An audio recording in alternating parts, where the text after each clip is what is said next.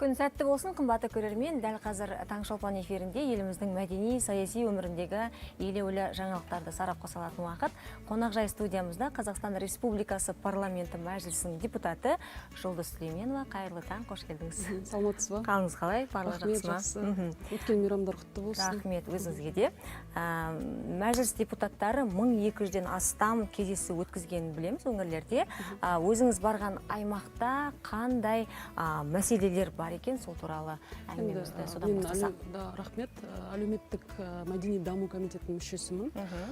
Осы аты айтып тұрғандай, біз халықтың әлеуметтік жағдайына қатысты мәселелермен кездесеміз. Жалпы білім саласының қызметкері ретінде, Алматы қаласынан сайланған депутат ретінде, ол жерде енді оқушы орнының тапшылығы мәселесі бар. Сондықтан да жаңа мектептердің құрылысы, осы мектептердің жалпы қаланың шет аймақтарында орналасуы, ол мектептердің заманауи деңгейге сай болуы, сонымен қатар инклюзивті қоғам дейміз, мүмкіндігі шектеулі балаларға жағдай жасалуына қатысты көптеген депутаттық сауалдар көтеріп жүрмін, және бұл менің негізгі депутаттық қызметімнің негізгі міндеттерінің бірі. Сол тұрғыдан біз осы мәселелердің, мектептің құрылысы, балабақшаның құрылысы, сонымен қатар мұғалімдердің айлық жалақысының көтерілуі, олардың біліктілігін арттыруы, осындай мәселелерге ден қоямыз. Бұдан бөлек мемлекетімізде мүгедектігі бар азаматтар бар, 700 мыңнан астам.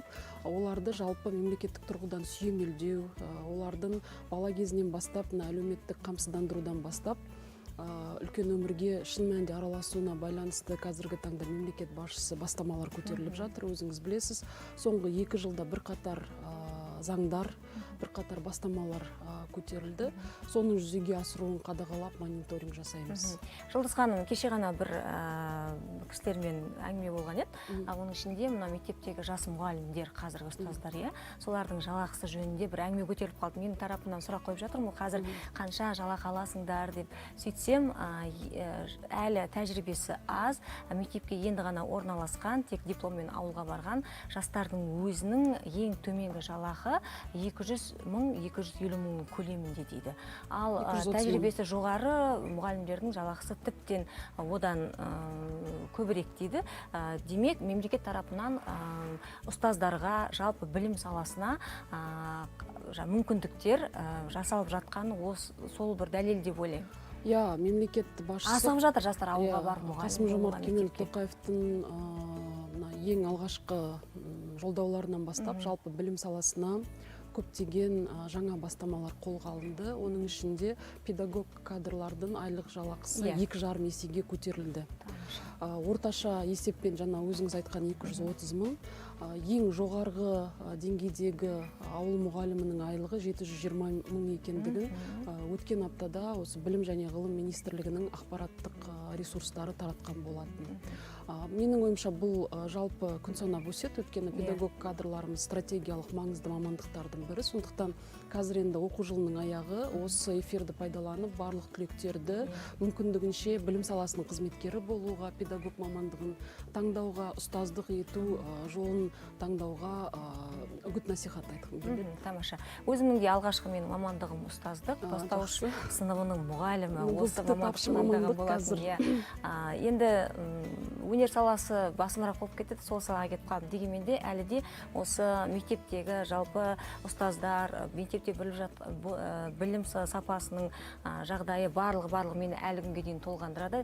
Үйде балалар мектепте деген сияқты.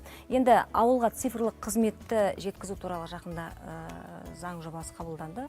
Осы туралы толығырақ айтсаңыз. Негізі ол заң жобасы болғанда, бұл бірінші оқылымда мақұлданған заң жобасы. Негізгі атауы жалпы цифрландыру, инновацияны ілгерілету, сонымен қатар ақпараттық қауіпсіздікті дамыту деп аталады. Өзіңіз көріп отырсыз, бұл шын мәнінде қазіргі таңдағы мемлекетіміздегі стратегиялық басым бағыттардың бірі. Осы ретте біз ауыл мен қала тұрғындарының арасындағы цифрлық теңсіздікті мейлінше қысқартуға байланысты бірқатар нормаларды қабылдадық. Оның ішінде 2023 жылдан бастап 2000 ауыл және ауылды елді мекеннің почта бөлімшесінде мини-цон, яғни мини кішігірім қызмет көрсету орталықтар ашылатын болады. Осының негізінде ауылдағы ағайын енді аудан орталығына, қала орталықтарына барып анықтама алу, тағы да басқа қызмет көрсету немесе мемлекеттік қызмет сервистеріне қолжетімділікті өздерінің ауылдарында ала алатындай мүмкіндік жасалып отыр. Бұл өзіңіз білесіз, бізде 6000 ауыл бар.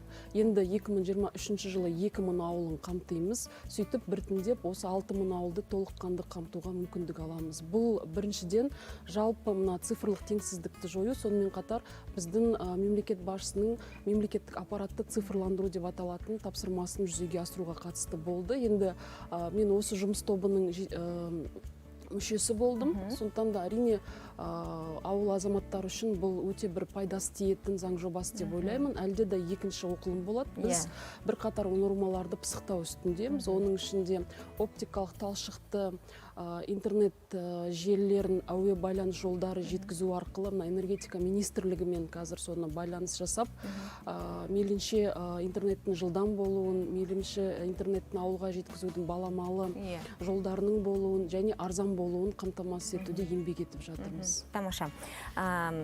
Жұлдыз ханым, жақында президент жарлығымен Абай, Жетісу, Ұлытау облыстары құрылды ғой. Жалпы елдің ішінде жүрсіздер, халықпен кездесіп, жүздесіп жатырсыздар. Көзқарасы қалай халықтың? Әрине, енді мемлекет басшысының жолдауы жарияланып, осы жаңалық айтылған кезде өзіңіз де білетін шығарсыз, барлық әлеуметтік желілер, барлық ақпарат ресурстары, халықтың бәрі атой салып қуанды. Оның өзі үлкен көрсеткіш. Енді өзімнің концептуалды ұсыныстарымды мен фракция жиналысында да ортаға салдым. Менің ойымша бізді ұлт ретінде сақтайтын кемеңгер Абай Құнанбайұлы, ойшыл Шәкәрім Құдайбердіұлы, жаңғар жазушымыз Мұхтар Әуезовтің дүниелері бар. Сонымен қатар алаш зиялыларының астанасы болған Семей өңірінің жалпы мына ұлтымыздың мәдениет, сонымен қатар өркениет орталығы ретінде дамытуға басымдық беруіміз қажет. Жалпы мына ғаламдану кезеңінде кішіпейілділік, мейірімділік, еңбекқорлық секілді мына біздің құндылықтарымызды насихаттайтын үлкен дүниелер, қомақты, сондай зерделі дүниелер осы өңірде дүниеге келу керек деген ойдамын. Ал Ұлытау өңіріне келетін болсақ, әрине ол жерде өндіріс орындары, ірі өндіріс орындары бар. Кезінде біздің ғалым атамыз Қаныш Имантайұлы Сәтпаевтың салып кеткен жолы бар. 21 ғасырда сол жолды жалғауымыз қажет. Яғни ғылым, білім, өндірістің бір тұтас дамуының негізінде үлкен бір ғылыми орталықтың дамуын жүзеге асыру қажет деген ойдамын. Тамаша. 8 мамыр күні Қапшағай қаласына Дінмұхамед Қонаевтың аты беруіне орай үлкен іс-шара өтті. Өзім сол іс-шараның басқасында болдым. Халыққа өзім әнімнен шашу шаштым. Қалаға кіріп келе жатқан жерде Қонаев деп жазылып тұр. Халықтың енді қабылдауы, сол мерекеге жиналған енді үлкен аталарымыз отыр, әжелеріміз отыр, апаларымыз, жастар ықыласы ерекше болды. Өзіңіздің ойыңыз қалай? Енді сіз сол мерекелік шараның кәдімгі бір аурасын жеткізгендей болдыңыз. Рахмет. Шын айтқанда Дінмұхамед Қонаевтың жалпы Қазақстанның дамуына қосқан үлесі өлшеусіз, өзіңіз білесіз. 43 қаланың жалпы іргесінің қалануына, дамуына үлес қосқан, табанды еңбек еткен мемлекеттік қайраткер. Бұдан бөлек Қазақстандағы индустрияның, сонымен қатар жалпы сол кезеңнің инновациясының дамуына үлес қосқан, шын айтқанда мемлекеттік басшыларымыздың бірі болған азамат. Сондықтан да қазіргі таңда президентіміз Қасым-Жомарт Тоқаевтың Дінмұхамед Қонаевқа лайықты құрмет көрсетуі енді тарихи тұрғыдан бұл әділеттілікті қалпына келтіру деп түсінеміз. Халықтың өзі де оған қатты қуанып жатыр. Мен енді сол күндер әлеуметтік желілерден көрдім. Біздің мәжілістен сайланған сол Алматы облысынан Қонаев қаласына барып, бәрі жазып, қаншама жазушылар, қаншама ақындар, қаншама ғалымдар Дінмұхамед Қонаев атамыздың жалпы еңбектерімен бөлісіп, ойларын айтып жатыр. Бұның өзі де біздің тарихи сабақтастығымыздың қалпына келуіндегі бір орнықты қадам. Ең басты мына елге жағдай жасалып жатыр қазіргі уақытта. Мемлекет тарапынан қаншама мүмкіндіктер беріліп жатыр.